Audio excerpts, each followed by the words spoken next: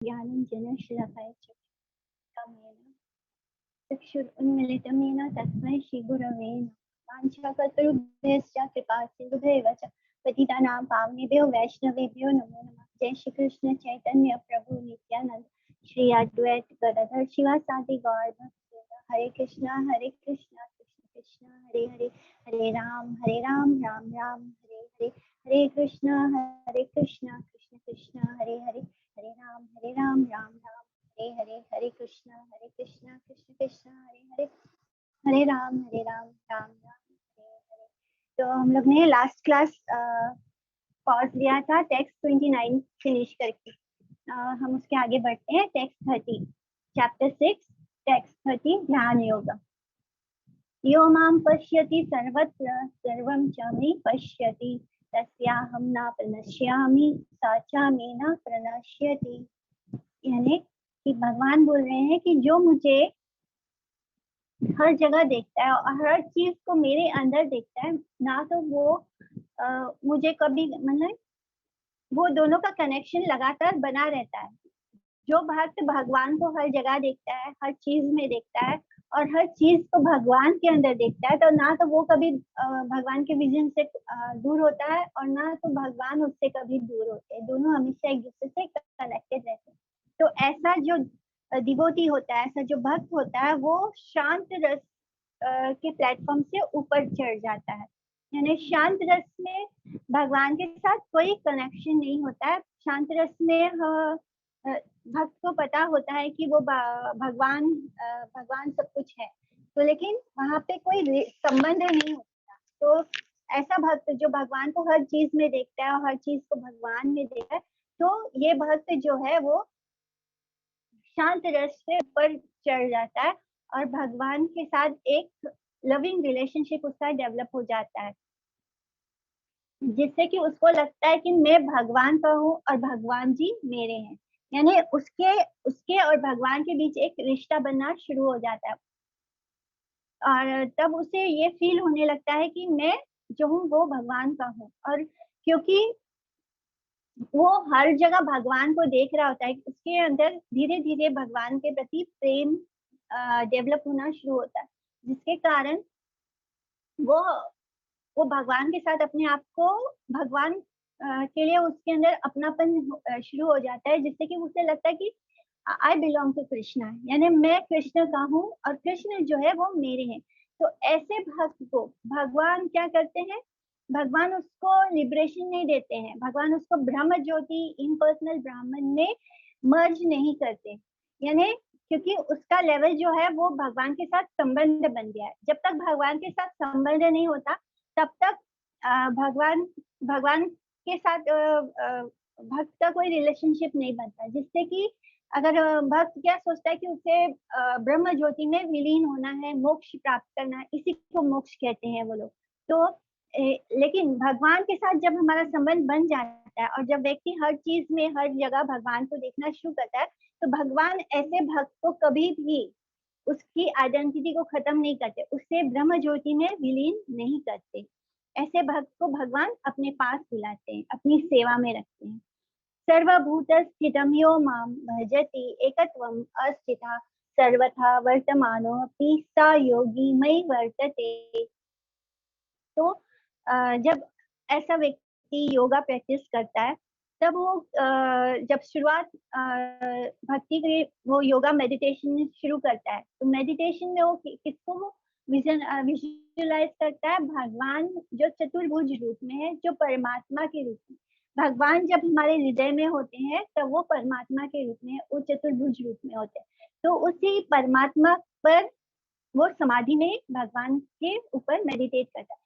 बिना विष्णु फॉर्म के meditation complete नहीं होता, योगा कंप्लीट नहीं होता है। जब कोई कहता है कि आजकल जैसे बोलते हैं कि वॉइड, किसी भी चीज के बारे में हमें नहीं सोचना है, तो वो पॉसिबल नहीं है। मन को किसी चीज ऑब्जेक्ट पे कंसंट्रेट करना जरूरी है और स्पेशली वो भगवान जी होने चाहिए, यानी भगवान से परमात्मा के स्वरूप पे कंसंट्रेशन होना चाहिए। अगर हम किसी वॉइड पे कंसंट्रेट करने की कोशिश करेंगे तो हम उसमें फेल हो जाएंगे, हमारा भगवान के साथ लिंक नहीं बनेगा, यानी योगा नहीं होगा वो। तो इसलिए हमें भगवान के चतुर्भुज परमात्मा स्वरूप पर समाधि में बैठना है और मेडिटेशन करना है।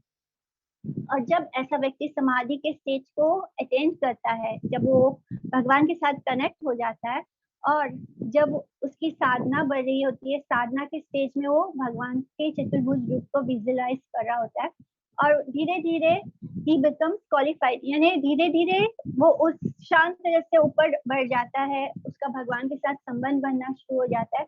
एंड तब वो एक सिद्ध स्टेज पे आता है जब वो ये समझ पाता है कि भगवान जो है वो श्याम सुंदर रूप में है। यानी भगवान के साथ भगवान को हम सेवा कब ऑफर करते हैं, जब वो श्याम सुंदर रूप में होते हैं।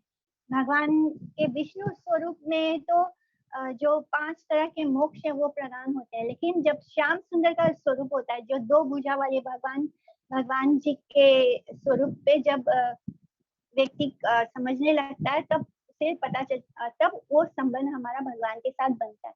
तो जब स्टार्टिंग के जो स्टेज होता है योगा का, जब वो पहले सीढ़ी पे होता है, तब वो पहले स्टेप पे होता है, तब वो भगवान के चतुर्भुज स्वरूप पर कॉन्सेंट्रेट करता है। और धीरे धीरे जब उसकी समाधि में लगनी शुरू हो जाती है और धीरे धीरे जब उसका भगवान के साथ संबंध बनता है, तो वो भगवान के सच्चित आनंद स्वरूप यानी श्याम सुंदर रूप को देखता है और उनके साथ एसोसिएट करता है। तो एक योगी जो भगवान के हृदय में जो भगवान है और सब हर जीवात्मा के हृदय में वही भगवान है, और वो इस बात को देख पाता है कि जो मेरे हृदय में जो परमात्मा स्वरूप में है, वही सब जीवों के हृदय में मौजूद है। और वो ये भी देख पा रहा है कि सारे ही जीवात्मा जो है वो कर्म कर रहे हैं और किस तरह वो मैंने वो हर किसी को विजुअलाइज कर पाता है। जब हम किसी को आत्मा के स्वरूप में देखने लगते हैं, तब एक्चुअली में हम उसको देख रहे होते हैं। सपश्यति, यानी हम उसको एक्चुअली में देख पा रहे, हम असली में जो चीज है उसको उस रूप में देख पा रहे हैं। और फिर ऐसे ऐसे स्थिति में उसे हर जीवात्मा में ईश्वर नजर आते हैं और उसके मन में किसी के लिए ईर्ष्या या द्वेष जैसी भावना नहीं आती है, क्योंकि उसे सब जगह अपने इष्ट अपने भगवान दिखाई दे रहे होते हैं। और फिर ऐसा योगी जो है वो कर्म, यानी पहले शुरुआत कैसे होती है, हमने जो सेकंड चैप्टर से लेके थर्ड चैप्टर तक जाना था, तो वो कैसे था कि थर्ड एंड फोर्थ चैप्टर, तो वो निष्काम कर्मी योग कैसे करना है। यानी पहला स्टेज होता है कर्मियों का, तो कर्मी इज नॉट योगी। कर्मी के स्टेज से हम निष्काम कर्मी योग में जाते हैं, जहाँ पे व्यक्ति क्या करता है, वो योगा करता है। कैसे? वो अपने उसके मन में जो फल की इच्छा है उसका त्याग कर देता है। उस त्यागी के स्टेज से वो आगे बढ़ता है और तब उसे उसका हृदय शुद्ध होने से उसे ज्ञान प्राप्त होता है। और जब ज्ञान प्राप्त होता है, तब वो उसको और भगवान को पाने की कोशिश करता है। तो वो कौन सा स्टेज होता है? अष्टांग योग।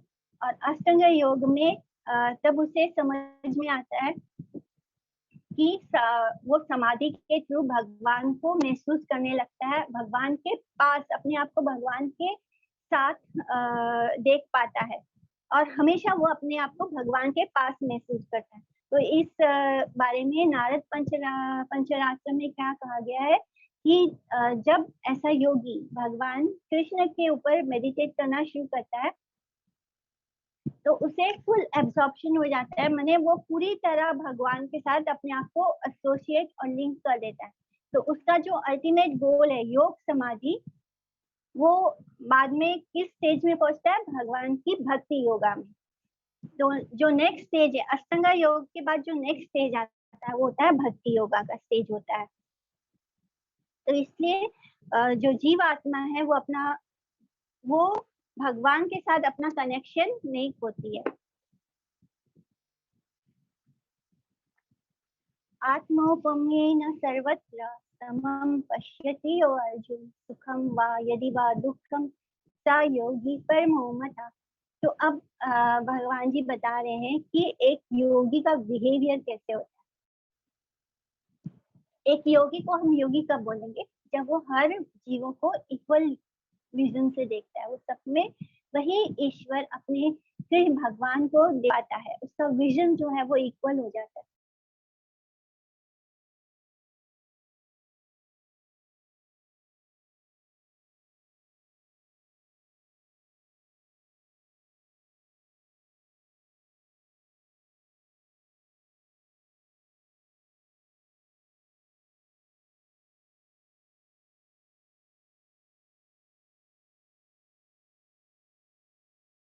जो उसके हृदय में उसी कृष्ण को वो सब जीवात्मा में देख रहा है। और क्योंकि हर जीवात्मा जो है श्री कृष्ण का अंश है, तो वो अपने आप को उन सब के साथ कनेक्ट करता है और सोचता है कि उनका जो वो जब वो दूसरों को सुखी देखता है तो उसे भी खुशी होती है। नॉर्मली क्या होता है, हम दूसरों को खुशी देख के कभी खुश नहीं होते, हमारे अंदर कहीं ना कहीं लोगों के लिए एनवी आ जाता है। हम दूसरों को खुश देखते हैं तो भले हम ऊपर से खुश दिखते हैं, लेकिन इंटरनली हमें वो खुशी महसूस नहीं होती, बिकॉज हम अभी उस योगी के स्टेज में नहीं है। लेकिन जो रियल योगी होता है, जो उस स्टेज में समाधि में पहुंच जाता है, तब वो दूसरों की खुशी में, वो दूसरों के अंदर उसके लिए बिलीवनेस आ जाता है बिकॉज ऑफ कृष्णा। और जिस कारण वो दूसरों को खुश देखता है तो वो भी खुश होता है, एंड जब वो दूसरों को दुखी देखता है तो वो भी दुखी हो जाता है। इसलिए इस तरह वो सारे लिविंग एंटिटीज के वेलफेयर के बारे में सोचता है, और इसी रूप में वो सबका भला सोचता है और सबको इक्वल विजन रखता है। यानी उसको अपने आप में और दूसरों में कोई भेद नजर नहीं आता। उसे दूसरों का के सुख से सुख मिलता है और दूसरों के दुख से वो, और जिस तरह वो अपने दुख में दुखी होता है उसी तरह वो दूसरों के दुख में भी दुखी होता है। एंड इस तरह वो हर किसी का भला सोचने लगता है। तो this is the behaviour of a yogi. Arjun उवाच योऽयं योगस्त्वया प्रोक्ता सम्येन मधुसूदन एतस्याहं नापश्यामि चञ्चलत्वत् स्थितं स्थिरम्। तो अब अर्जुन बोल रहा है भगवान को कि हे मधुसूदन, जो आप मुझे योगा का प्रोसेस बता रहे हो, मुझे ये बहुत डिफिकल्ट लग रहा है। माने क्योंकि मन जो है वो अनस्टेडी होता है, और अर्जुन को ये लगता है कि मैं कैसे किसी को अगर कोई मेरा फ्रेंड है तो मैं ऑब्वियसली मैं उसके सुख में सुखी हो सकता हूँ, पर मुझे ये प्रैक्टिकल नहीं लगता कि अगर कोई मेरा दुश्मन है, कोई लगातार मेरे बारे में बुरा सोच रहा है और मैं उसके दुख में दुखी हो जाऊं, तो वो कहता है कृष्ण को, हे मधुसूदन, ये मेरे लिए पॉसिबल नहीं।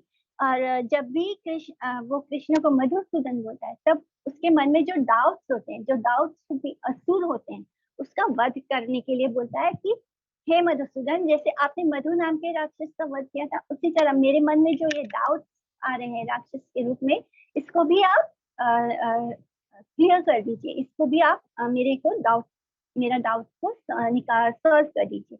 तो अब नॉर्मली ये बड़ा नेचुरल सा बात है कि अगर कोई मेरा भला सोचता है तभी मैं उसका भला सोचूंगा, तभी मुझे उसके सुख में सुख ही मिलेगा।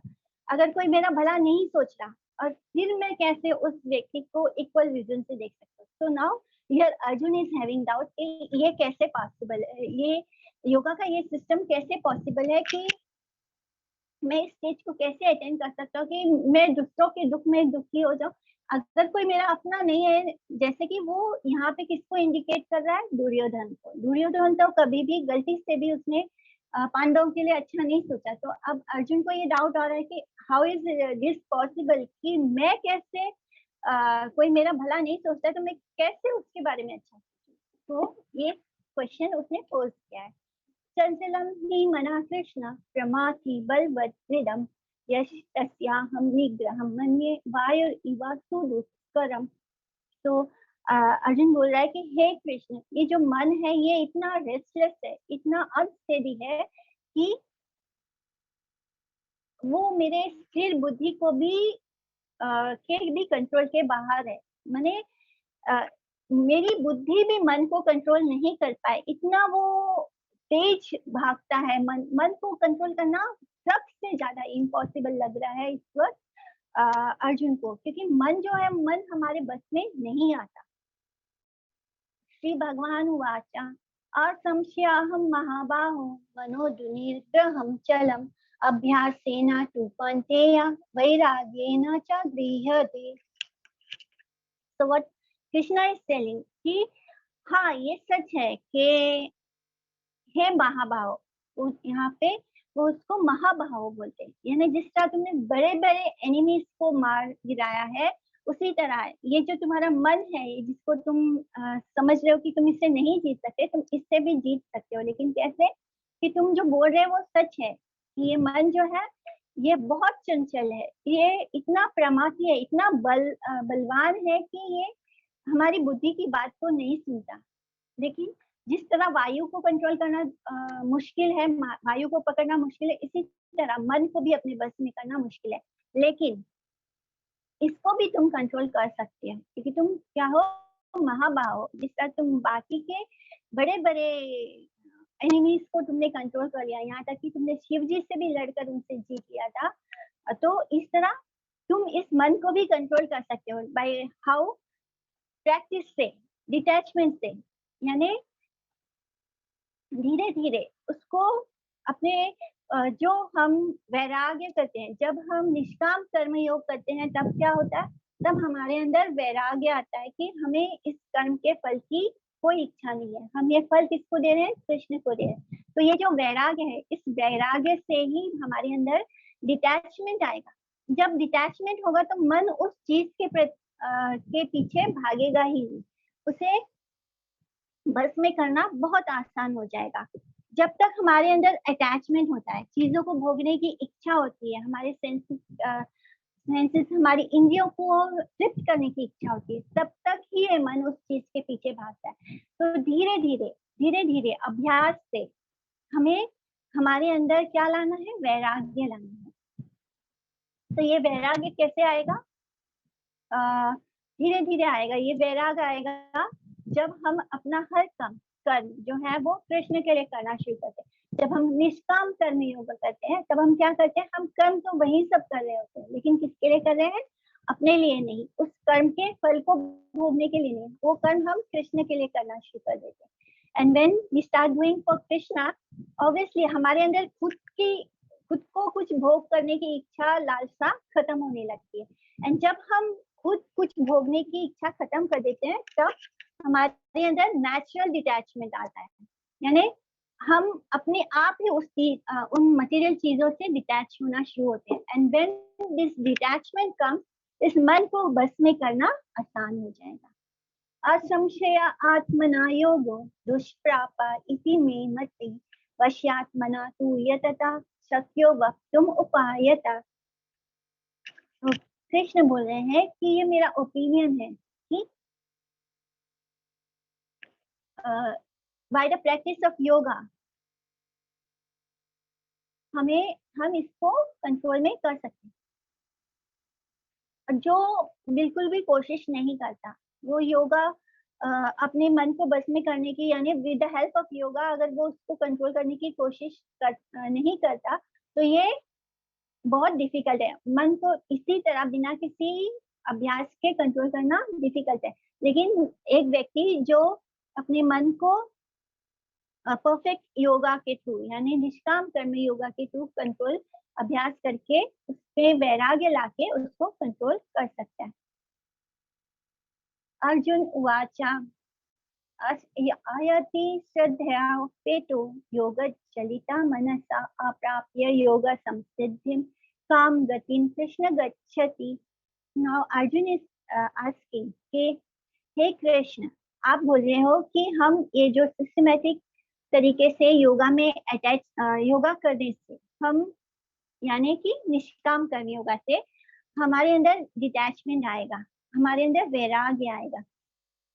लेकिन बहुत बार ऐसा होता है कि हम निष्काम कर्म योगा स्टार्ट करते हैं, यानी स्टार्टिंग में ही हमारे अंदर डिटैचमेंट नहीं आता। स्टार्टिंग में ये पॉसिबल नहीं है कि एक दिन अचानक हम निष्काम कर्म योग स्टार्ट करें और हमारे अंदर डिटैचमेंट आए। ये स्लोली अभ्यास के थ्रू हम धीरे धीरे हर चीज कृष्ण के लिए करना शुरू करते हैं। पहले हम अपने मन को तैयार करते हैं कि हम जो कर रहे हैं वो कृष्ण के लिए कर रहे हैं, लेकिन धीरे धीरे ये अभ्यास हो जाता है कि फिर आगे बढ़ने के बाद हम जो भी कर रहे होते हैं, हमें यही ध्यान होता है कि हम ये कृष्ण के लिए करें।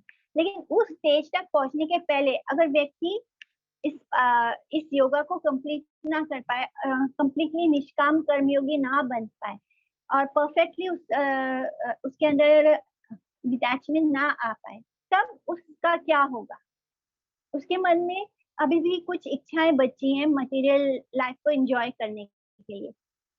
और कभी कभी क्या होता है, लोग भक्ति शुरू करते हैं लेकिन फिर उनको संसार के प्रति मोह हो जाता है, बिकॉज वो हार्ट जो है वो क्लीन नहीं हुआ है। क्लीन नहीं होने के कारण उसके मन में अभी भी कुछ डिजायर्स बचे रह जाते हैं। तो जो योगी अपने पूरे परफेक्शन वाले स्टेज पे नहीं पहुंचता, तो ऐसे योगी का क्या होता है, उसका क्या गति होगा। कच्छिन्नो भय विभ्रस्त छिन्नाभ्रम एव नाश्यति अप्रतिष्ठो महाबाहो विमूढ़ो ब्राह्मणापति। कि ये पॉसिबल नहीं है कि योगा सिस्टम को मतलब कोई कंप्लीटली फॉलो कर ले या वो परफेक्शन स्टेज पर ना पहुंच पाए। जिसके हृदय में अभी भी मटेरियल डिजायर्स बचे हों, यानी अभी भी कुछ भोगने की इच्छा बची हो, तो वो भले ही निष्काम कर्म योगा स्टार्ट करें, लेकिन कहीं ना कहीं उसके हाथ में वो डिजायर्स रह गई, जिसके कारण उसके वो उस स्टेज को अटेंड नहीं कर पाएगा। यानी वो परफेक्शन वाले स्टेज पर नहीं पहुंच पाता, यानी भक्ति पूरी तरह उसकी परफेक्ट नहीं हो पाती, तो उसके मन में इच्छा रह जाती, इसलिए वो उस जगह से फॉल डाउन हो जाता है। योगा तो वो स्टार्ट करता है, लेकिन कहीं ना कहीं बिकॉज वो मटेरियल डिजायर्स को खत्म करना इतना आसान नहीं है। उसे हम कैसे खत्म कर सकते हैं, by chanting and by Hari katha. हम जितना ज्यादा हरि कथा सुनते हैं, हम जितना ज्यादा हरि नाम संकीर्तन में पार्टिसिपेट करते हैं या हरि नाम जप करते हैं, यही एक तरीका होता है जिससे कि हम निष्काम कर्म योगा में आगे बढ़ सकते हैं। तो लेकिन ऐसे बहुत बार होता है कि लोगों के मन में इच्छा रह जाती है और वो इच्छा उन्हें आगे बढ़ने से रोक देती है। जैसे ही हमारे सामने एक सिचुएशन आता है जिसमें हम अपने मटेरियल डिजायर्स को पूरा कर सकते हैं, तब हम उसको जरूर पूरा करने की कोशिश करते हैं। तब वो व्यक्ति का उस योगा के पद से फॉल डाउन हो जाता है। तब क्या, एतान् मे संशयं कृष्ण चेतुम् अर्हसि अशेषतः त्वदन्य संशयस्य चेता न हि उपपद्यते। तो अब अर्जुन बोल रहे हैं कि हे कृष्ण, मुझे और कोई दिखाई नहीं दे रहा है जो मेरे इस डाउट को क्लियर कर सके, और कोई मुझे ये नहीं बता सकता। क्यों? क्योंकि कृष्ण ही है जो यानी वो हर सर्वत्र है, और वही बता सकते हैं कि आखिर ऐसे व्यक्ति का क्या होता है जो योगा के प्रैक्टिस को कंप्लीट नहीं कर पाता, उस परफेक्शन वाले स्टेज को नहीं पहुंच पाता जहाँ पे उसका हृदय पूरी तरह क्लीन हो चुका है। कहीं ना कहीं जब उसके मन में मटेरियल डिजायर्स होते हैं, तो वो कुछ देर चलता है उस योगा के पद पे और फिर अचानक उसका फॉल डाउन हो जाता है। तब उसका क्या होगा, आप प्लीज मेरा ये डाउट क्लियर कीजिए। श्री भगवान उवाच पार्थ नैवेह नामुत्र विनाशस्तस्य विद्यते नाहि कल्याण कृत कश्चित दुर्गतिम तत गच्छति। तो एक श्लोक था जो हमने पढ़ा था, नेहा विक्रम नाशो अस्तो प्रत्यवायो न विद्यते, यानी जिसने इस भक्ति के मार्ग पर चलना शुरू किया है तो उसका कभी विनाश नहीं होता। तो भगवान यहाँ पे वैसी बात को आगे बढ़ा रहे हैं, बोलते हैं कि हे पार्थ, जिसने अच्छा किया है उसके साथ कभी बुरा नहीं होगा। जिसने दूसरों का भला किया है, जिसने कुछ अच्छा कर्म किया है, तो उसके साथ कभी भी कुछ गलत नहीं होगा। इसलिए जिसने भगवान के इस योगा प्रैक्टिस में एंटर किया है, तो वो नेक्स्ट लाइफ में उसको ह्यूमन बॉडी ही मिलेगा। जैसे कि जो ह्यूमन बींग होते हैं वो एक तो होते हैं दो क्लास में, एक होते हैं सिविलाइज, एक होते हैं अनसिविलाइज। तो एक एक का जो अनसिविलाइज होते हैं उनका क्या लाइफ है कि वो सिर्फ सेल्फ ग्रेटिफिकेशन करते हैं, यानी उनका उनका मन, उनके हृदय में बस भोग की कामना होती है, भोग इच्छाओं को पूरा करना। तो उनका जो जीवन है उसमें कोई रूल्स और रेगुलेशंस नहीं है, जिसके कारण वो पशु पशु के समान है। यानी पशुओं में और उनमें कोई अंतर नहीं, पशु भी बस भोग करते हैं। अगर मनुष्य भी सिर्फ भोग करे बिना रूल्स और रेगुलेशन के, सिर्फ अपनी मन की इच्छाओं को संतुष्ट करने में लगा रहे, तो उस मनुष्य में और पशु में कोई अंतर नहीं। चाहे वो व्यक्ति कितना भी पढ़ा लिखा हो या इलिटरेट, या जो अनपढ़ गवार जो इंसान भोग में लगा है, चाहे वो कितना भी वेल एजुकेटेड हो या फिर वो अनपढ़ गवार हो, चाहे वो स्ट्रांग हो चाहे वो वीक हो, लेकिन उसमें और एनिमल में कोई अंतर नहीं है। यानी पशु में और ऐसे व्यक्ति में जो भोग इच्छा में, भोगों की तृप्ति में लगा रहता है, उसमें कोई अंतर है। तो ऐसे व्यक्तियों को हम अनसिविलाइज्ड कहते हैं। और जो सिविलाइज्ड ह्यूमन बींग्स होते हैं वो किस कैटेगरी में आते हैं? पहले तो वो कर्मीस के कैटेगरी। कर्मीस कौन होते हैं? जो शास्त्रों में, वेदों में कुछ दिया गया है कि ये कर्म करने से ये फल प्राप्त होगा, वो कर्म करने, तो उनकी शुरुआत कैसे? वो अनसिविलाइज्ड लोगों से बेहतर है, क्योंकि वो शास्त्रों को फॉलो करके अपनी इच्छाओं को पूरा कर रहे हैं। यानी वो जो शास्त्रों में जो नियम बताए गए हैं कि कौन सा ये करने से, कौन सा हवन, कौन सा यज्ञ, कौन सा तप, कौन सा व्रत करने से उनकी कौन सी इच्छा, डिजायर पूरी होगी। लेकिन कर्मिस को हम योगी नहीं बोलते। तो कर्मिस के बाद नेक्स्ट लेवल आता है निष्काम कर्म योगा। तो धीरे धीरे ये लोग निष्काम कर्म योगा की तरफ बढ़ते हैं और अपने कर्मों के फल की इच्छा त्याग देते हैं। फिर उससे जब उनका हृदय क्लीन होता है तो वो ज्ञानियों के लेवल पे आते हैं। और ज्ञानी जो है, जब वो मेंटल स्पेकुलेशन करके जब जान लेते हैं कि सब कुछ ईश्वर ही है, भगवान ही है, तब वो अष्टांग योगी के स्टेज में आते हैं। और अष्टांग योगी का जो लक्ष्य है वो क्या है? भक्ति योगा। तो ये जो कर्मिस होते हैं ये दो कैटेगरी में आते हैं। एक तो वो जिनके अंदर मटेरियल डिजायर्स है, और एक वो होते हैं जो बिना मटेरियल डिजायर्स के, जो निष्काम कर्मी होते हैं। तो कर्मिस जो है वो मटेरियल डिजायर्स से भरे हुए होते हैं। वो किस तरह के हैप्पीनेस के पीछे भाग रहे हैं? Material happiness. And what is material happiness? यानी भौतिक सुख क्या देता है? टेम्परेरी होता है।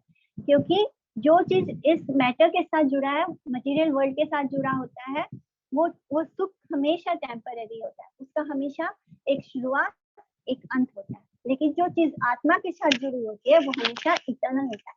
उसका ना तो शुरुआत होता है, ना तो अंत होता है। तो ऐसे जो कर्मीस होते हैं, जो टेम्पररी मटेरियल हैप्पीनेस के पीछे भागते हैं, वो मटेरियल लाइफ में बहुत एडवांस हो जाते हैं, बहुत आगे बढ़ जाते हैं। और इस कारण, बिकॉज वो एडवांस होते हैं, तो ऐसे लोग बहुत सारे फिलैंथ्रोपिक वर्क करते हैं। यानी बहुत सोसाइटी के लिए पैसे खर्च करना, कुएं बनवाना, पानी का ये लगवाना, अस्पताल बनवाना, स्कूल बनवाना। तो इस तरह के वो अच्छे अच्छे काम करते हैं, जिससे कि वो अ, अ, स्वर्ग में जा सकते हैं। यानी मरने के बाद उन्हें हेवनली प्लैनेट्स मिलता है। तो बिकॉज अच्छे कर्म का अच्छा फल प्राप्त होता है हमें, तो अच्छा कर्म के अच्छा फल भोगने के लिए, वो मटेरियल हैप्पीनेस को भोगने के लिए, जो हाई लेवल का मटेरियल हैप्पीनेस है वो कहाँ है? तो स्वर्ग और हेवनली प्लैनेट्स में मिलता है।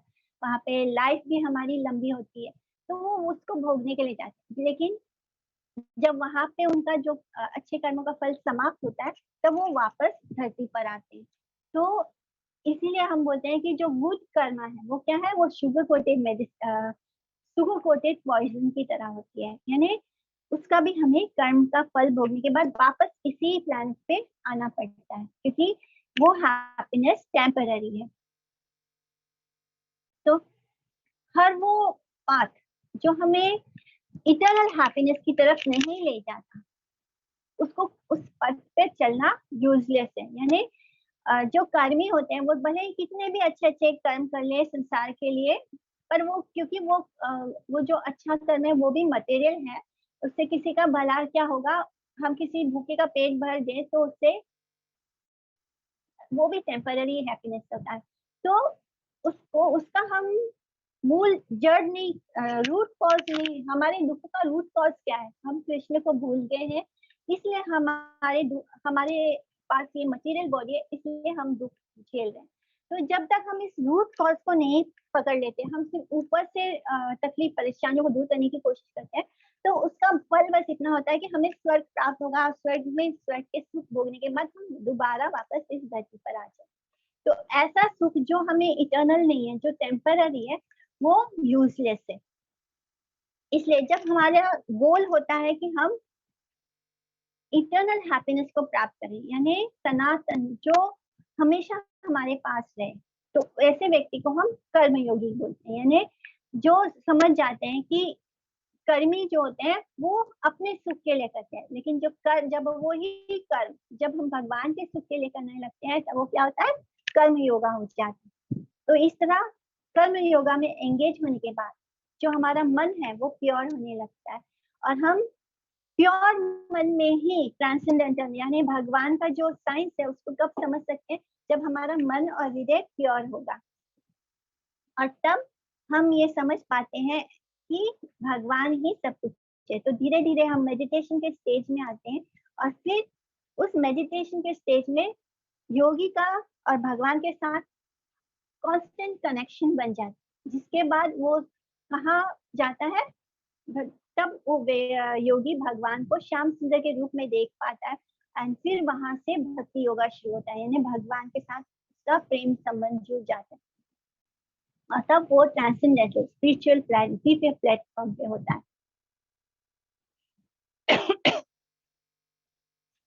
तो ऐसे एस्थेटिक्स होते हैं, जो ऐसे सिद्ध पुरुष होते हैं, वो बहुत सारे ऑस्टेरिटीज करते हैं, लेकिन जब हम अष्टांग योगी के स्टेज पे आते हैं, तो जैसे मैंने लास्ट क्लास में भी बताया था कि तब भगवान ऐसे व्यक्तियों को कुछ सिद्धियां देते हैं, तो वो वहां पे उनका एक टेस्ट होता है। अगर वो सिद्धि को पाकर संसार माने उन सिद्धियों को प्राप्त करने के बाद वो उसका उपयोग अपने नेम और फेम को बढ़ाने के लिए करते हैं, तब वो भक्ति मार्ग से आगे नहीं बढ़ सकते, उनका वो ग्रोथ वहीं पे स्टॉप हो जाता है। लेकिन अगर वो सिद्धियों को पाने के बाद भी उसका इस्तेमाल नहीं करते, जब वो भगवान की भक्ति को ही इम्पोर्टेंस देते हैं, भगवान के साथ अपने रिलेशनशिप को ही इम्पोर्टेंस देते हैं, तब वो भक्ति के पथ पर आगे बढ़ते हैं। तो एक ध्यान योगी जो है वो ज्ञान योगी से बेटर होता है, और यानी क्योंकि ये स्टेप बाय स्टेप होता है, जैसे कि जो कर्म योगी है वो कर्मी से बेहतर है, उसी तरह एक ज्ञान योगी कर्म योगी से बेहतर है, उसी तरह ध्यान योगी जो है वो ज्ञान योगी और कर्म योगी दोनों से बेहतर है। तो जो वह अष्टांग योगी योगा प्रैक्टिस करता है, वो कर्म योगी और ज्ञान योगी दोनों से आगे होता है। प्राप्य पुण्य कृतम लोकान उसित व शाश्वती समा सुचीनाम श्रीमताम गेहे योगा भ्रष्टो भी जायते।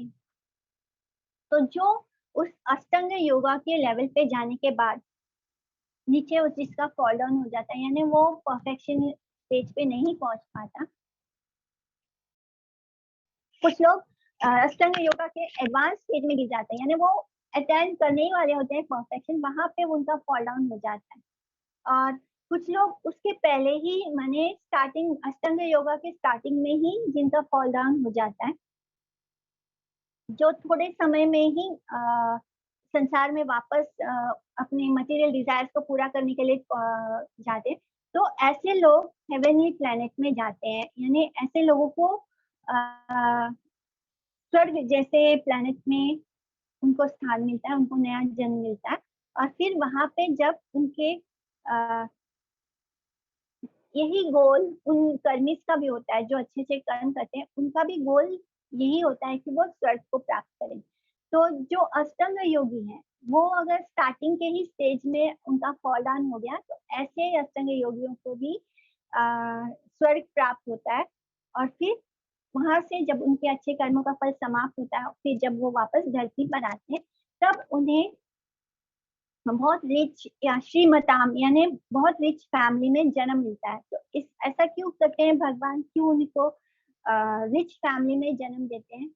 क्योंकि इन्होंने योगा प्रैक्टिस किया था भगवान के साथ कनेक्ट होने के लिए, जिससे कि उस स्टार्टिंग के स्टेज में ही उनका फॉल डाउन हो गया। तो क्योंकि उन्होंने अच्छा किया था, इसलिए उन्हें स्वर्ग प्राप्त होता है। स्वर्ग में लेकिन टेम्पररी है, स्वर्ग भी टेम्पररी है। तो वहां से जब वो वापस धरती पर आते हैं, तब उन्हें बहुत रिच लोगों के घर में जन्म मिलता है, या किसी ब्राह्मण या किसी बहुत पैसे वाले पैसे वाले यानी श्रीमताम गे है, ऐसे पैसे वालों के घर में जन्म क्यों देते हैं भगवान?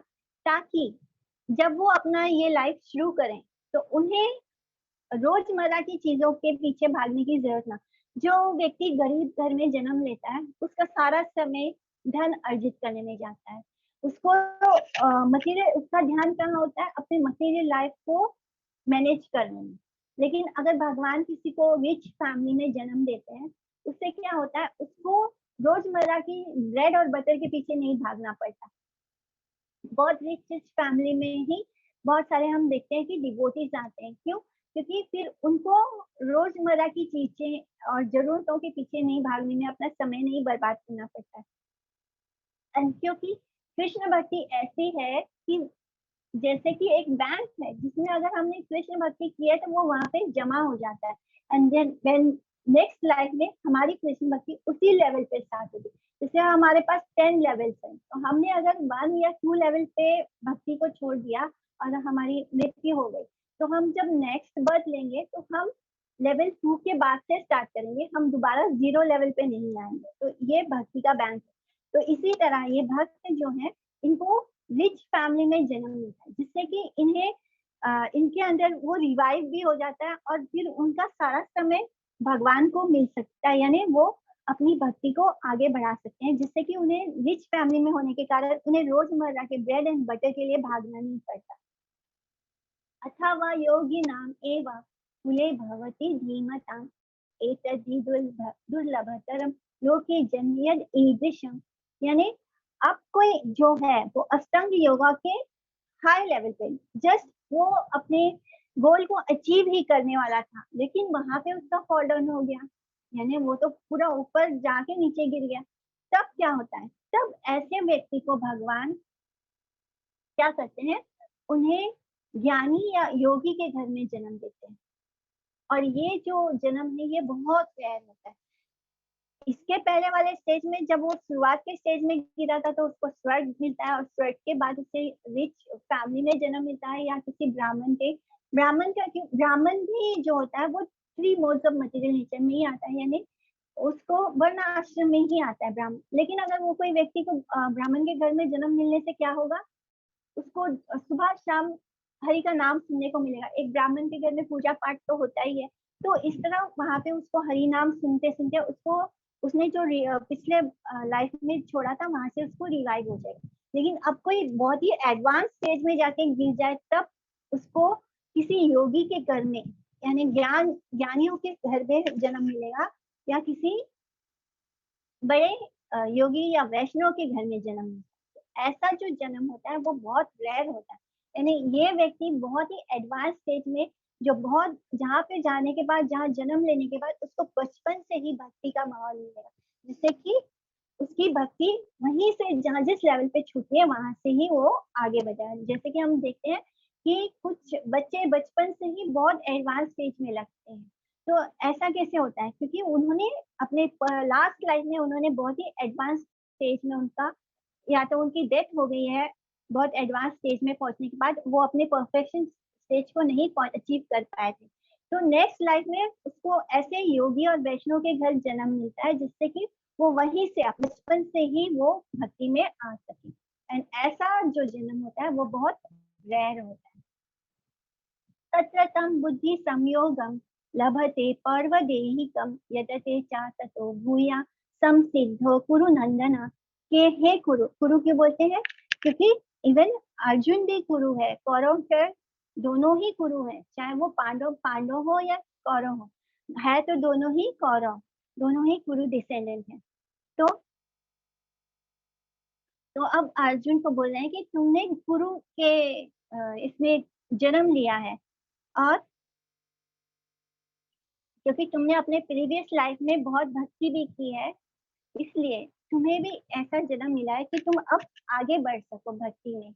इस तरह वो उसको उसके कुल का ध्यान करा रहे हैं कि तुम कितने बड़े कुल में जन्म लिए हो, तुम्हारा ये जन्म कितना इम्पोर्टेंट है, तुम ऑलरेडी पहले जन्म में भक्ति कर चुके हो। पूर्व अभ्यास तेन तेनेव ह्रियते हि अवसोतिषा जिज्ञासुर अपि योगस्य शब्द ब्रह्माति वर्तते। तो इस तरह वो बता रहे हैं कि जो योगी अपने पिछले जन्म की जो प्रैक्टिस किया है, वो नेचुरली उसको नेक्स्ट बर्थ में जब उसको जन्म मिलता है तो उसके अंदर वो नेचुरल अट्रैक्शन हो जाता है योगा के लिए, जिससे कि उसको दोबारा वो सब कुछ नहीं करना पड़ता। दोबारा उसको अपने हृदय को क्लीन करने के लिए कर्म योगा या ऐसे अलग अलग वो सारे स्टेजेस में नहीं जाना है, क्योंकि वो ऑलरेडी उसको सरपास कर चुका है अपने प्रीवियस लाइफ में। तो उसको अब उसकी भक्ति उस ऑलरेडी वो उस लेवल पे है, जिससे कि उसके अंदर नेचुरल अट्रैक्शन भी आ जाता है और उसको दोबारा वो सारे रिचुअल्स को परफॉर्म करने की जरूरत नहीं पड़ती है। उसके अंदर ऑलरेडी उस लेवल, जिस लेवल पे उसने उसका छूटा है, उस लेवल से ही वो स्टार्ट हो जाता है। ऑटोमेटिक उसके अंदर एक अट्रैक्शन हो जाता है योगा के लिए। प्रत्यनाद यतमानस्तु योगी संशुद्ध किल्बिषा अनेक जन्म संसिद्धा ततो यति पराम गति। तो इस तरह जब वो योगी सिंसियरली अपने आप को उसमें एंगेज करता है और आगे बढ़ने की कोशिश करता है, तो जो फाइनली जिस वजह से उसका फॉल डाउन हुआ था, उसके अंदर जो मटेरियल डिजायर्स थे वो खत्म होना शुरू हो जाते हैं और उसका हार्ट जो है वो पूरी तरह क्लीन हो जाते हैं, सारे कॉन्टेमिनेशन खत्म हो जाते हैं। यानी जो कुछ भी उसका एसोसिएशन जो खराब था, जिसकी वजह से उसका फॉल डाउन हो गया था, जो मटेरियल डिजायर थे, वो सब कुछ खत्म होना शुरू होते हैं। और इस तरह वो मेनी यानी जब हम अष्टांग योगा करते हैं, मेडिटेशन करते हैं, ध्यान योगा करते हैं, तब धीरे धीरे हमारा हार्ट क्लीन हो गया है। लेकिन हार्ट क्लीन होने के बाद भी हमें तुरंत भक्ति नहीं प्राप्त होती है। भक्ति हमें कब प्राप्त होगी? उसके बाद भी बहुत जन्म उसको उसी तरह शुद्ध अवस्था में रहकर योगा करना होगा। उस शुद्ध अवस्था में योगा करने, यानी यहाँ पे भगवान बोल रहे हैं कि नेक जन्म संसिद्धा, यानी उसको सिद्ध होने के बाद उसको परफेक्ट स्टेज में पहुंचने के लिए योगा का जो परफेक्ट स्टेज क्या है, वो भक्ति योगा है। लेकिन वो स्टेज में रीच करने के लिए ध्यान योगी को बहुत जन्म लगते हैं, बहुत जन्म लगते हैं। यानी एक जन्म में ये नहीं होगा, उसको उसको एक स्टेज पर वो मेंटेन करना होगा। उस जब वो शुद्ध हो जाता है, जब उसका हृदय शुद्ध हो गया है, जब उसके अंदर के सारे कंटेमिनेशन, जो भी गंदगी थी, वो सब कुछ खत्म हो गई है, उस स्टेज के बाद वो जो मेडिटेशन ध्यान योगा करेगा, उसके बाद भी उसको बहुत सारे जन्म लगेंगे। यानी ध्यान योगा हमें तुरंत हमें भक्ति नहीं देगा। ध्यान योगा में हमें बहुत जन्म तक उसी तरह प्योर होकर उस योगा को, मेडिटेशन को प्रैक्टिस करना है और उसके बाद जाके फाइनल वो बहुत जन्म लग जाएंगे इसको करने में, और तब जाके वो एक परफेक्शन स्टेज ऑफ योगा में पहुंचेगा। तपस्वी भयो अधिको योगी, ज्ञानी भयो मतो अधिका, कर्मी भयश्च अधिको योगी, तस्माद योगी भव अर्जुन। तो अब भगवान बोल रहे हैं कि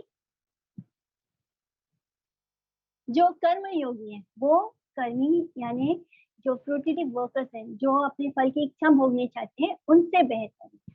जो ज्ञान योगी है वो कर्म योगी से सुपीरियर, और जो भक्त है वो इस ज्ञान योगी से भी सुपीरियर है। इसलिए तुम हमेशा भक्ति योगा करो। तो भगवान फाइनली किसको सपोर्ट कर रहे हैं? भक्ति योगा को, डिवोशनल सर्विस को। क्योंकि ध्यान योगी भी को शुद्ध होने के बाद भी बहुत जन्म लग जाते हैं। ध्यान योगी जब उसके सारे कॉन्टेमिनेशन भी खत्म हो जाते हैं, उसका मन आत्मा सब शुद्ध हो जाता है, तब भी उसे उस ध्यान अवस्था में बहुत बहुत जन्म तक उसको ध्यान करना पड़ता है, तब कहीं जाके फाइनल स्टेज में उसको भक्ति प्राप्त होगी। इसलिए भगवान अब बता रहे हैं कि जो तपस्वी है, यानी जो कर्मी योगी है, उनसे भी जो बेस्ट है वो क्या है? ज्ञानी। जो ज्ञानी है उनसे बेस्ट है वो ध्यान योगी। लेकिन आपको क्या करना है? आपको हर अवस्था में भक्ति भक्ति योगा करना है। यानी you have to become a devotee, devotional service practice करनी है। डिवोशनल सर्विस कैसे होता है? नाम संकीर्तन, हरि नाम कथा, इससे होगा। तो जो भक्ति के जो नौ लक्ष्य है, नौ तरह है, हमें उसको फॉलो करना है, नवधा भक्ति को। योगिनाम अपि सर्वेषां मद्गतेनांतर आत्मना श्रद्धावान भजते यो मां सा मे युक्तमो मता। कि जो हर सब तरह के योगी है, उसमें जो भक्ति योगी है वो टॉप पोस्ट है। तो हमें इसलिए हम शुरू से ही भक्ति योगा को ही इम्पोर्टेंस देते हैं, क्योंकि अगर हम ध्यान योगा भी करेंगे तो हमें बहुत बहुत जन्म लेने पड़ेंगे, बहुत बहुत जन्म लग जाएगा हमें परफेक्शन के स्टेज पर पहुंचने। इसलिए ध्यान योगा से भी बेस्ट क्या है? हम चाहे निष्काम कर्म योगा कर रहे हैं, तभी हमें भक्ति को ही इम्पोर्टेंस करना है। हमें नाम करना है, भगवान का जप करना है, भगवान की कथा सुननी है। तो ये सबसे पहला श्रवणम कीर्तनम, इसको हमें किसी भी स्टेज में छोड़ना नहीं है। फर्स्ट स्टेज से लेके आगे के स्टेज में बढ़ने में यही हमें सबसे जल्दी, यानी जैसे शिला प्रभुपाद कौन सा एग्जाम्पल देते थे कि जैसे आपके सामने एक लिफ्ट है, तो जो भक्ति योगा है वो लिफ्ट के समान है, एंड जो बाकी के सब है वो हम स्टेप बाय स्टेप सीढ़ियों से चढ़ के ऊपर पहुंचेंगे। तो सीढ़ी से चढ़ के पहुंचने में ऑब्वियसली हमें बहुत समय लगेगा, लेकिन जब हमारे पास एक लिफ्ट है जो हमें बहुत जल्दी भगवान तक पहुंचा सकता है, तो वो क्या है, वो भक्ति योगा। तो यहाँ पे भगवान वही बात समझा रहे हैं कि जो भक्ति योगा है वो सब तरह के योगा से बेस्ट है। और जो व्यक्ति भगवान को श्रद्धा से पूजा करके उन पर फेथ रखता है, तो वो भगवान को सबसे ज्यादा प्रिय है। यानी इधर हम भगवान कृष्ण पर कंसंट्रेट करने के लिए बोलते हैं, भगवान के लेकिन बहुत सारे ऐसे लोग हैं जो भगवान के चतुर्भुज रूप को ही मानते हैं, क्योंकि वो अभी बहुत ही इनिशियल स्टेज में है, और ये जिनके मन में नेचुरली कृष्ण के रूप में अट्रैक्शन आ जाता है, तो वो बड़े ही सौभाग्यशाली होते हैं। तो उनके लिए भक्ति करना आसान होता है। भगवान के साथ हम संबंध तभी बना सकते हैं जब हम उनको अपनी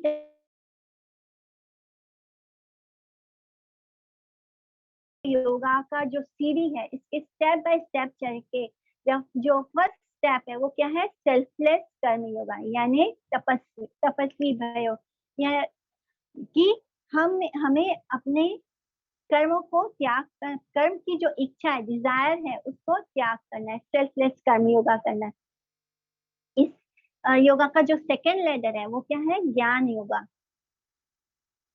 विच इंक्लूड, जिसके अंदर कर्म योगा भी आ जाता है, यानी ज्ञान से नॉलेज भी आ गया, एंड उसके बाद रिनाउंसिएशन यानी त्याग भी आ गया। इसके बाद इसका जो थर्ड स्टेप है वो क्या है, अष्टांग योगा। तो वो हमें सिखाता है कि भगवान पर मेडिटेट कैसे करना है। और इसका जो फोर्थ स्टेप है वो क्या है, भक्ति योगा, जो हमें बताता है कि हमें भगवान से प्रेम करना है। तो इसलिए शिला प्रभुपाद ने जब भगवद गीता लिखा था, तो उन्होंने स्टार्टिंग के फर्स्ट चैप्टर से लेके लास्ट चैप्टर तक सिर्फ भक्ति योगा का ही गुणगान किया है। तो वो चाहते थे, उनसे किसी ने एक बार पूछा था, किसी डिवोटी ने, कि आपने सिर्फ भक्ति योगा का ही इम्पोर्टेंस दिया है पूरे भगवद गीता में, कहीं भी आपने कर्म योगा या दूसरे योगा को इम्पोर्टेंस नहीं दिया। तो प्रभुपाद ने ये जवाब दिया था कि अगर कोई मेरे भगवद गीता को पढ़ता है और वो पहले चैप्टर को ही पढ़ लिया है या दूसरे चैप्टर, और उसके बाद उसका शायद मृत्यु हो जाए, तो एटलीस्ट वो स्टार्टिंग से ही उसको पहला जो चीज उसको लास्ट में जाके पता चलनी है उसको पहले ही पता चल जाए, तो वो वहां से ही भक्ति स्टार्ट कर सकता है। तो हमें ये बात याद रखना है कि इसमें स्टेप बाय स्टेप सब कुछ बताया जा रहा है, कि भगवान सब कुछ बता रहे हैं कि कैसे स्टेप बाय स्टेप आगे बढ़े, लेकिन सबसे इम्पोर्टेंट क्या है, भक्ति योगा इम्पोर्टेंट। तो हमें भक्ति योगा से ही भगवान तक हम बहुत आसानी से और बहुत जल्दी पहुंच सकते हैं और उनके प्रेम को पा सकते हैं। हमें श्री कृष्ण के ही स्वरूप पे कंसंट्रेट करना है।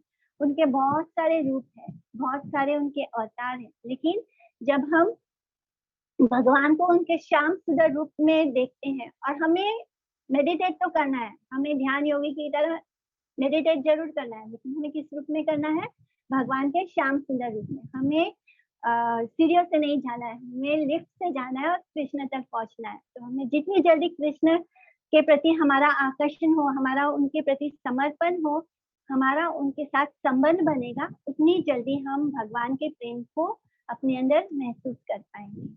तो भले ही हमने अभी ध्यान योगा किया है, लेकिन इसका गोल भी भक्ति योगा था। तो आगे के जो चैप्टर स्टार्ट होंगे, ये जो फर्स्ट 6 चैप्टर्स है, इनमें ध्यान योगा जरूर आता है, लेकिन ये कर्म योगा से रिलेटेड है। अब जो बीच के जो 6 चैप्टर स्टार्ट होंगे वो भक्ति के बारे में बताएगा, और उसके बाद ज्ञान योगा होगा। तो भगवत गीता का जो 6 चैप्टर्स है वो इस तरह है। तो टोटल 18 चैप्टर्स बनते हैं। तो यहाँ पे हमारा 6 चैप्टर एंड होता है भगवत गीता का। So any questions? हरे कृष्णा। हरे कृष्णा। हाँ अरिजीत, हरे कृष्णा। क्या आवाज आती है? हाँ, डिस्टर्बेंस है।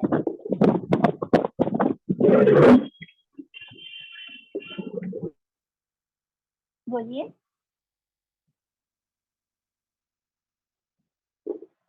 हरे कृष्णा। ठीक है, आप बाद में पूछ लेना मुझसे। आप ग्रुप में भी पूछ सकते हैं, ठीक है? आप लोग को ठीक से समझ में आया चैप्टर 6? हरे हरे कृष्णा। कृष्णा। हाँ आवाज आ रही है मेरी? हाँ हाँ, आ रही है, बोलिए। हाँ दीदी। दीदी मैं पूछ रहा था कि ऐसे यूट्यूब में काफी लेक्चर्स में सुना है कि जो भक्ति योगा करते हैं वो पहले ज्ञान योग कर्म योग वो सब करके फिर भक्ति योग करते हैं। बट हम लोग देखते हैं कि हम लोग भक्ति योग तो कर रहे हैं बट हम लोगों का मन भी जो योगी की तरह वैसे कंट्रोल नहीं है हम लोगों का। तो ऐसा भी हो सकता है कि डायरेक्टली हम लोग भक्ति योग कर रहे हैं, नहीं तो कुछ लोग हैं कि जो स्टेप बाय स्टेप आए हुए मतलब भक्ति योग कर रहे हैं, उनका माइंड कंट्रोल है। और खैर, हम इसलिए कर रहे हैं भक्ति योगा क्योंकि भक्ति योगा ही बेस्ट वे है कृष्णा को जल्दी से जल्दी अचीव करने का, उनके फेब को, गोल को। अगर हम स्टेप बाय स्टेप जाएंगे तो जैसे कि मैंने अभी बताया ना आपको कि जो ध्यान योगा है, ध्यान योगा में आप पूरी तरह अनकॉन्टेमिनेट, मतलब सारा कॉन्टेमिनेशन खत्म हो जाता है, आपका हृदय पूरा तरह क्लीन हो जाता है। उसके बाद आपके लिए मेडिटेशन करना आसान हो जाता है। तब भी क्योंकि भगवान के साथ संबंध नहीं बना होता है तो वो धीरे धीरे बनता है। वो संबंध का जो फाइनल परफेक्शन स्टेज है तब कहीं जाके वो शुरुआत के स्टेज में वो परमात्मा के स्वरूप में मेडिटेशन करते हैं, विष्णु स्वरूप में, चतुर्भुज रूप में। फिर उसके बाद बहुनाम जन्म, बहुत बहुत जन्म लेने के बाद वो उस परमात्मा स्वरूप में मेडिटेशन करते करते करते करते बहुत जन्म होता है।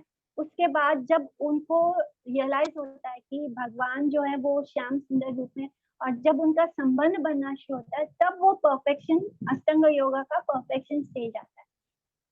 तो इसलिए हम लोग पहले ही स्टार्टिंग से ही हरि नाम और भगवान के श्याम सुंदर रूप कॉन्सेंट्रेट करने के बारे में बोला जाता है।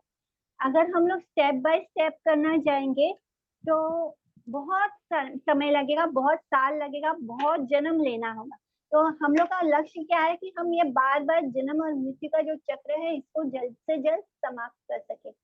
हाँ, हम लोग का मन शुद्ध नहीं होता, स्टार्टिंग में शुद्ध नहीं होता, लेकिन क्या होता है कि जब हम हरि नाम करते हैं तो हरि कृष्ण का जो नाम है ये हमारे एक साइड से हमारे पापों को खत्म करना शुरू कर देता है, यानी ये हमारे सारे सिंस को खत्म करना शुरू करता है, जिससे कि हमारे अंदर जो भोग वृत्ति है वो एक तरफ से तो वो हमारे पाप खत्म होने शुरू हो रहे हैं और दूसरी तरफ हम हरि नाम करने से हम शुद्ध होते जा रहे हैं, हमारे अंदर का हृदय भी शुद्ध होता जाएगा। तो भले ही हम लोग को ऐसे लग रहा है कि अभी हम अशुद्ध हैं, अभी अभी हमारा मन अभी भी भाग रहा है, लेकिन ये सबसे बेस्ट और फास्ट तरीका है अपने आप को शुद्ध करने का।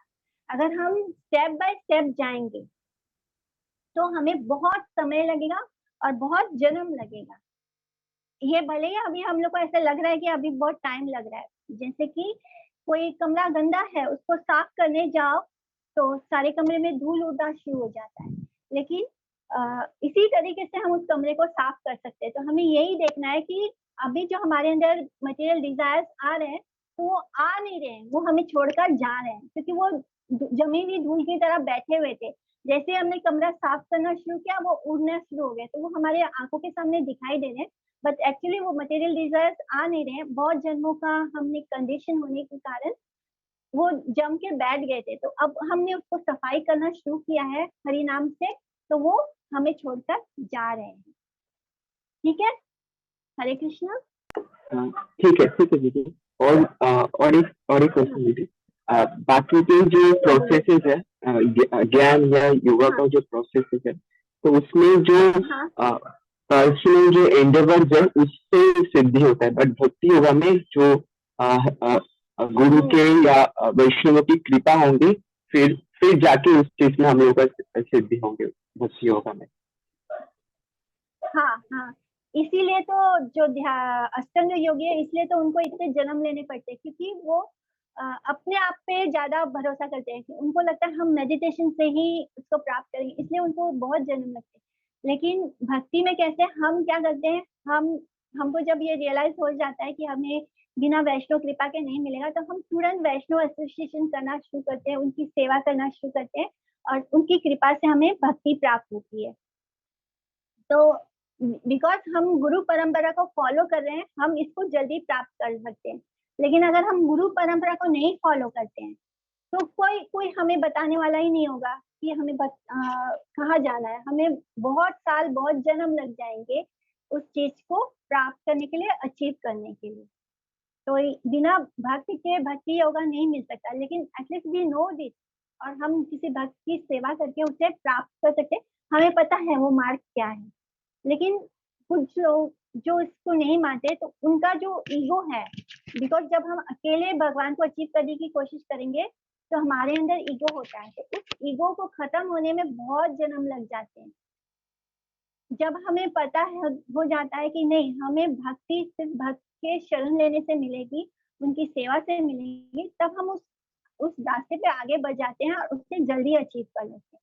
तो इसीलिए जो अष्टांग योगी होते हैं, उनको इतने जन्म लेने पड़ते हैं, इतना, बिकॉज वो योगा के मेडिटेशन के प्रोसेस से ही उसे प्राप्त करने की कोशिश करते हैं। तो अभी भी हम निष्काम कर्म योगा करते हैं, अभी भी हम स्टार्टिंग के स्टेज में ही हम लोग ऐसे नहीं हो जाते कि हम भक्ति कर रहे हैं तो हम बहुत शुद्ध हो गए हैं। अभी भी हमारे अंदर बहुत सारे material desire, but we know कि हम हरि नाम करके इसको खत्म कर सकते हैं। And whatever we are doing, we have to do it for Krishna. तो स्टार्टिंग के स्टेज में तो हम अपने आप को फोर्स करते हैं कि कृष्ण के लिए करना है, कृष्ण के लिए करना है, पर धीरे धीरे ग्रेजुअली ये हमारा हैबिट भी बन जाएगा। तो सबसे बेस्ट यही है कि हम निष्काम कर्म योगा करें। इसको योगा इसलिए बोला जा रहा है क्योंकि इसमें भक्ति मिक्स हो गई है। बिना भक्ति के अगर हम कर्म करेंगे तो वो कर्म योगा नहीं कहलाएगा। तो हमें हरि नाम को नहीं छोड़ना है। हम कर्म योगा करें, हम कर्म योगा करेंगे, लेकिन हम हरि नाम को नहीं छोड़ेंगे, बिकॉज ये भक्ति हमें जल्दी से जल्दी कृष्ण तक पहुंचा सकती है। हरे कृष्णा। दीदी yes? तो फिर ये जो चार हाँ शुद्ध वैष्णव परंपरा है, तो ये भक्ति के प्राप्त हाँ। करने के लिए वैष्णव परंपरा है। बाकी जो ज्ञान मार्ग या अलग अलग जो मार्ग है, तो उनके लिए कोई हाँ परंपरा नहीं है, गुरु परंपरा है ही नहीं थी, वो पर्सनल एंडेवर से प्राप्त नहीं, करते जो भी प्राप्त होता है। हाँ पर्सनल एंजॉय, या इसलिए तो वो ज्ञानी को अहंकार हो जाता है ना अपने ज्ञान का।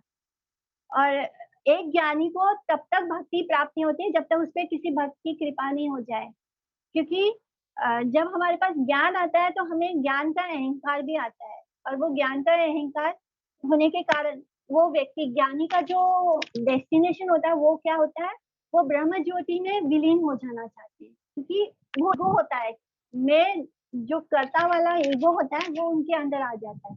लेकिन जब ऐसे ज्ञानी के ऊपर अगर बाई चांस किसी भक्त की, शुद्ध भक्त की कृपा जल्दी होती है, तो अगर शुद्ध भक्त मिल जाए उसे और उसकी कृपा हो जाए, तब वो ज्ञानी नेक्स्ट स्टेप पे आगे बढ़ जाता है, यानी भक्ति के मार्ग पे आगे बढ़ जाता है। तो ऑब्वियसली जब हम कुछ एंडेवर खुद के लिए करते हैं, तो वो हमें जल्दी तुरंत भक्ति नहीं प्राप्त होगी। लेकिन जब भक्त की कृपा हो जाएगी, तो वही चीज बहुत आसानी से प्राप्त हो जाएगी। आप सही बोल रहे थे। ठीक है। जी हरे जी, कृष्णा। ठीक है ठीक है। थैंक यू दीदी। हरे कृष्ण, धन्यवाद करना। हरे कृष्णा। धन्यवाद करना। हरे कृष्णा। सीता माता जी, हाँ एक हाँ प्रश्न जी बोलिए। पूछना था। एक आपने कहा कि कर्म अच्छे करने से जैसे अस्पताल बनाते हैं या फिर काफी वेल बनाते हैं, कुछ अच्छे कर्म करने से वो स्वर्ग चले जाते हैं। हाँ और फिर उन्होंने कुछ शायद भक्ति भी की होगी या जो कुछ भी इसमें किया होगा, तो वो हाफ मतलब एक दो स्टेप करके और वो अच्छे भी कर्म किए तो वो स्वर्ग चले गए। हाँ और उनका जो बर्थ होता है फिर वो रिच फैमिली में होता है ना? ऐसे शायद हाँ मैं कुछ समझ पाई हूँ। हाँ। एक मिनट, एक मिनट हाँ माता जी। कैसे होता है, हाँ। दो चीजें। एक तो होते हैं कर्मी। कर्मी जो होते हैं वो हम्म, भक्ति नहीं करते, वो अच्छे कर्म करते हैं। जैसे कि हम बहुत हाँ सारे लोगों को देखते हैं ना, वो बोलते हैं कि आप शिवलिंग पे दूध क्यों चढ़ाते हैं, इससे अच्छा आप गरीबों को दूध पिला देते तो कितना हाँ भला होता। हाँ, करेक्ट। यानी ऐसे लोग भक्त नहीं है, ऐसे लोग भक्त नहीं है। वो क्या बोलते हैं कि ओके। आप भगवान के ऊपर, भगवान थोड़ी ना खा रहे हैं पी रहे हैं, हम उनके ऊपर क्यों वेस्ट कर रहे हैं पैसे। इससे अच्छा आप गरीबों के लिए स्कूल खुलवा दो, गरीबों को कपड़े बांट दो, उनको खाना भोजन खिला दो। तो ऐसे हाँ लोग जो होते हैं वो भक्त नहीं होते हैं। तो इनका जो डेस्टिनेशन होता है, क्योंकि इन्होंने गरीब लोगों की बड़ी सेवा की है, तो इनका जो डेस्टिनेशन होता है वो स्वर्ग लोक होता है। स्वर्ग ओके। लोक जाने के बाद ये जो अच्छे कर्म किए थे इसका फल वो स्वर्ग में भोगते हैं। काफी लंबी लंबी उनकी लाइफ होती है, लॉन्ग लाइफ होती है वहाँ पे। बहुत अच्छे से वो स्वर्ग में भोगते हैं अच्छे कर्मों का फल। उसके बाद वो हाँ। वापस धरती पे आते हैं। ये भक्त अच्छा। वाली कैटेगरी नहीं है। Now the okay. Second category, अच्छा। जो अष्टांग योगी होते हैं, वो क्या हाँ होता है, उन्होंने अभी अभी अष्टांग योगा स्टार्ट किया, अभी अभी शुरुआत ही है। तो अभी अभी तो मटेरियल डिजायर्स खत्म नहीं हुए हैं, अभी तो स्टार्ट हुआ है। तो अष्टांग योगा के स्टेज में हार्ट अभी भी थोड़ा सा कॉन्टेमिनेट है, अभी भी थोड़े से मटेरियल डिजायर्स रह गए, और ऐसे समय में उनकी मृत्यु हो गई। उन्होंने परफेक्शन स्टेज को नहीं रीच किया, यानी उन्होंने एडवांस स्टेज को भी नहीं पहुंचे हैं, थोड़ा आगे भी नहीं बढ़े, शुरुआत में ही उनकी मृत्यु हो गई। तो हाँ। ऐसे लोग ने अष्टांग योगा किया है, इस कारण से वो स्वर्ग जाते हैं। वहां पे वो अपने स्वर्ग में जो भोगना है वो स्वर्ग लोग को भोगते हैं। वापस वो धरती पर आते हैं कि कोई ये योगी है, योगा किया है इन्होंने, तो ये भक्त के कैटेगरी में आ गए, क्योंकि ये भक्त, इन्होंने भक्ति की थी। तो अब इनको ऐसे घर में जन्म मिलता है जो बहुत रिच होते हैं, या फिर कोई ब्राह्मण के घर में। अगर वो ब्राह्मण के घर में भी जन्म लेगा तो वहां भी वो बचपन से हरि नाम या भगवान के बारे में कथा सुनेगा, जिससे कि उसके मन में अटैचमेंट दोबारा जाग जाएगा। जो उसने जहाँ से लेफ्ट किया वहां से शुरुआत हो जाएगी। और अगर वो रिच घर में जन्म लेगा तो उसे रोजमर्रा की जरूरतों के ऊपर नहीं कॉन्सेंट्रेट करना, उसके ब्रेड बटर के पीछे नहीं भागना, क्योंकि ऑलरेडी उसके पास सब कुछ है, तो वो उस स्पिरिचुअल लाइफ में आगे बढ़ जाएगा। तो आप, अब अंडरस्टूड हुआ आपको, दो अलग हाँ अलग है। हाँ हाँ हाँ माता जी। हाँ यस। तो पर मुझे हाँ एक प्रश्न पूछना था इसी पे कि अगर वो हाँ। रिच फैमिली में होगा तो वो भक्ति करेगा हम्म। ही, ऐसे है क्या? क्योंकि रिच फैमिली में होने के बाद उसके सारे इतने कंफर्ट्स है, सब कुछ है, मटेरियलिस्टिक लाइफ भी जी सकता है वो, तो वो फिर वो कैसे आगे आ, जाएगा भक्ति में? नेहा भी क्रमनाशो अस्ति, यानी अगर आपने एक थोड़ा सा भी कृष्ण के लिए कुछ किया है तो वो उसका नाश हाँ नहीं होता। यानी भक्ति का जो बैंक है वो हमेशा भरा रहता है, वो मरने के बाद खत्म। जैसे अभी आप, जैसे आप प्रोफेसर हैं, तो आपने अभी इतनी पढ़ाई की है, मटेरियल पढ़ाई, अभी हमने बॉडी लेफ्ट किया, हमने नया जन्म लिया, हम ये सब भूल जाएंगे, हमें दोबारा ABCD पढ़नी पड़ेगी, दोबारा हमें सब कुछ, स्कूल जाना पड़ेगा, कॉलेज जाना पड़ेगा, वो सब अचीव करना। लेकिन अगर हमने भक्ति की है, हमने जिस लेवल पे, यानी समझ लो भक्ति का 10 लेवल है, हमने भक्ति को सेकेंड या थर्ड लेवल या फोर्थ लेवल या 5 लेवल पे छोड़ दिया, तो जब हम नेक्स्ट बर्थ लेते हैं, अगर हमने फर्स्ट लेवल पे छोड़ा है तो हम सेकेंड लेवल से स्टार्ट करेंगे, अगर हमने फोर्थ लेवल पे छोड़ा है तो हम फिफ्थ लेवल पे। तो हमारे अंदर वो भक्ति स्टोर्ड है, वो गई नहीं है। तो जब हम हाँ। नया यानी हमें किसी रिच फैमिली में जन्म मिलता है, तो हमारे अंदर एक नेचुरल अट्रैक्शन हो जाता है। हम किसी को कोई स्पिरिचुअल बुक पढ़ते हुए देखते हैं तो हम उससे वो बुक ले लेते हैं कि मुझे देखना है इसमें क्या है। तो वो भगवान खुद आपका मार्गदर्शन कर रहे हैं कि आप लो और आप पढ़ो, यानी भगवान आपका हाथ नहीं छोड़ते। जब आप भक्ति मार्ग में होते हैं, भगवान आपका हाथ पकड़े रहते हैं। भले ही आप नेक्स्ट बॉडी में चले गए हैं, आपको लग रहा है आप भूल गए, लेकिन कृष्ण जो है वो आपको उस तरफ ले जाएंगे जहाँ पे आपने अपनी भक्ति को जिस लेवल पे छोड़ा है, उसके नेक्स्ट लेवल से कृष्ण आपको वहां से, आपका, क्योंकि आपका कृष्ण के साथ कनेक्शन था, तो जहां से अच्छा। आपका छूटा है वहां से आपके अंदर आपको नेचुरली उस चीज के प्रति अट्रैक्शन होगा। जैसे आपको भी अट्रैक्शन होता होगा, आप आप भी रिच होंगे तो आपको भी अट्रैक्शन होता है, आप भी भगवान के प्रति नेचुरल आपको लगता है कि आपको अच्छे लग रहे हैं, आपको ये बुक पढ़ना है, आपको ये लेक्चर सुनना है, तो आपको किसी ने नहीं बताया, लेकिन ये आपके अंदर नेचुरली आ रहा है, बिकॉज आपने अपने लास्ट बर्थ में उसको वहां पे उस लेवल पे छोड़ा था। एंड नाउ कृष्णा इज आपको डायरेक्ट कर रहे हैं अंदर से, उस चीज के प्रति आगे बढ़ा रहे हैं। तो कृष्ण हमारा हाथ पकड़े रहते हैं। वो छोड़ते नहीं है। तो वहां से वो जहाँ पे हमने छूटा है नेक्स्ट बर्थ में।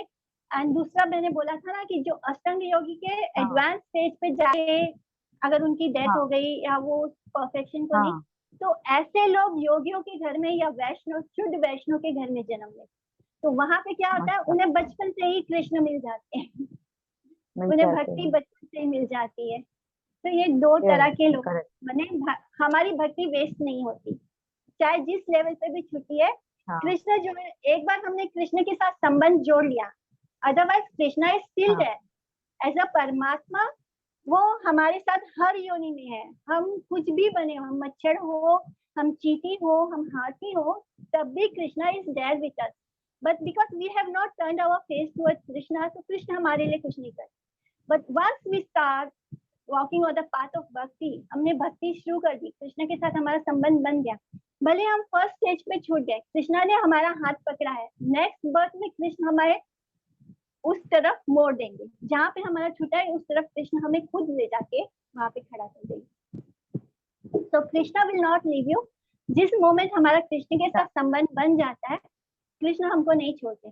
जब तक हम वो परमात्मा के रूप में, जब तक हम कृष्ण की तरफ नहीं मुड़ते हैं, तब तक वो सिर्फ एक विटनेस की तरह होते हैं, वो हमारे लिए कुछ नहीं करेंगे, वो सिर्फ साक्षी बनकर देखते हैं।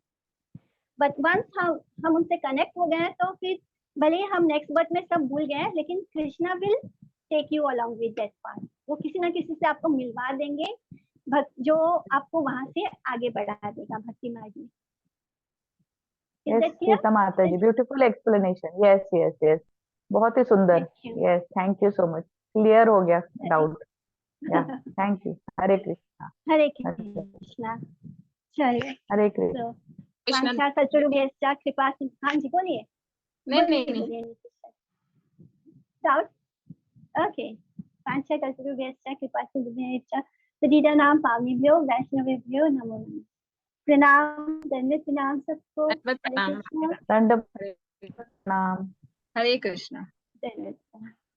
हरे कृष्णा।